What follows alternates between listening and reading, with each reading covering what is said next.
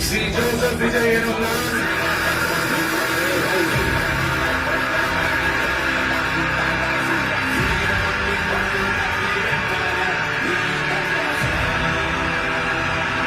சட்டப்படி அமைக்கப்பட்ட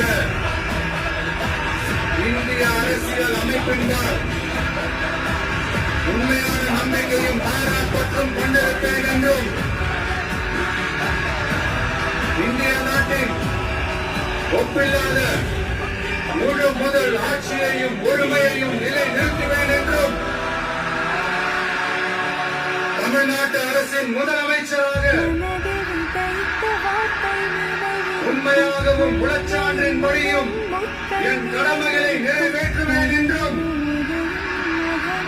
அரசியல் அமைப்பிற்கும் சட்டத்திற்கும் இணங்க அச்சமும் ஒருதலை சார்பும் இன்றி